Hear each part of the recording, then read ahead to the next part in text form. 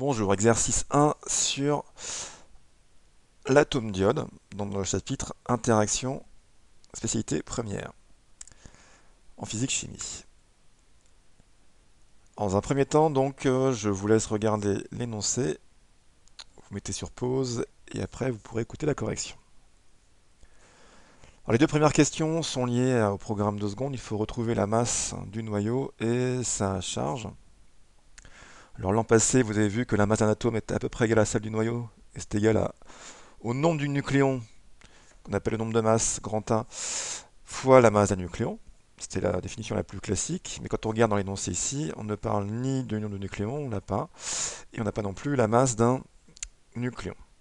Par contre, on a dans les données le nombre d'Avogadro. Je vous rappelle que c'est le nombre d'atomes d'iode qu'il y aurait dans une mole d'iode, et on connaît la masse molaire, donc la masse d'une mole d'iode. Traduction, 6 10 puissance 23 atomes d'iode pèse 126,9 grammes. Il faut trouver la masse d'un atome d'iode. Donc voilà.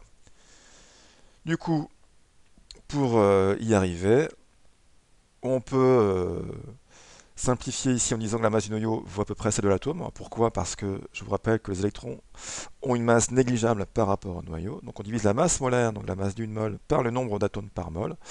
On trouve une valeur en grammes qu'on va convertir en kilogrammes. Donc on passe de 10-22 à 10-25. Et on retrouve bien la valeur du début. La charge du noyau maintenant. La charge du noyau est due uniquement aux protons de ce noyau. Le nombre de protons, c'est ce qu'on appelle le numéro atomique, qu'on retrouve en haut. Donc, vous avez 53 protons dans le noyau d'iode. La charge d'un proton, c'est la charge élémentaire, c'est 1, 6, 10 moins 19.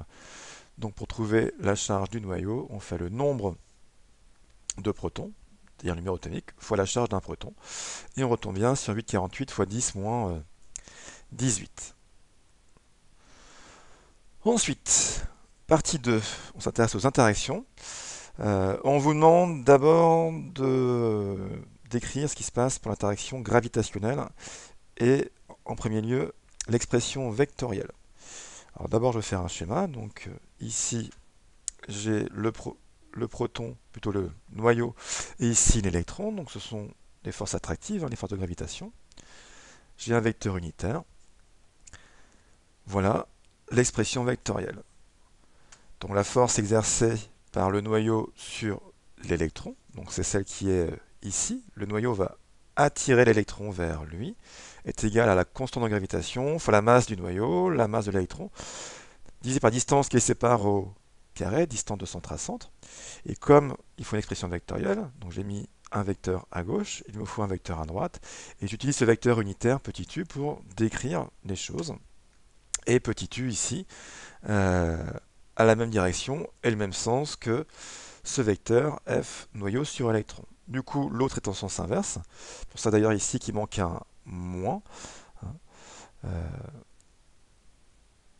On a bien F d'électron sur noyau dans un sens qui n'est pas le même, donc le sens opposé à U. C'est pour ça qu'on mettrait un moins là, donc ça faut corriger si vous ne l'avez pas fait déjà.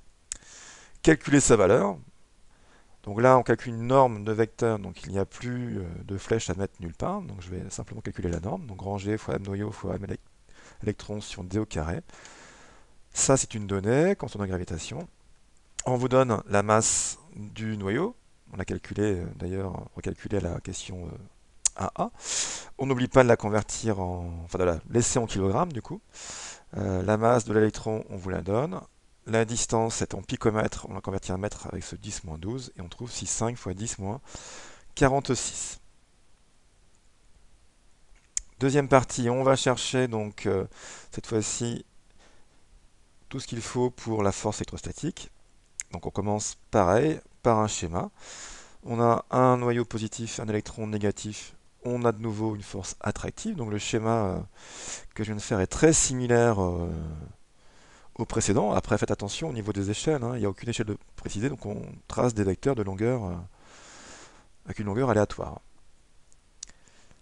Donc si j'exprime ici les choses, donc là je prends cette force-là. La force exercée par l'électron sur le noyau. J'écris celle-ci. c'est égal à quoi? K fois Q noyau fois Q électron sur D au carré. Et cette direction, c'est celle de U. Alors si on ne fait pas gaffe, on peut se dire qu'il y a une erreur sur le schéma parce qu'on voit que F et U sont en sens inverse. Il ne faut pas oublier que Q électron ici est négatif. Donc ce terme-là est négatif, ça veut dire que F ici et U n'ont pas le même sens. Donc faire attention à ça. Donc l'expression vectorielle de celle-ci, si j'avais écrit l'expression vectorielle de celle-là, ben, j'aurais mis un moins devant l'expression qui est ici.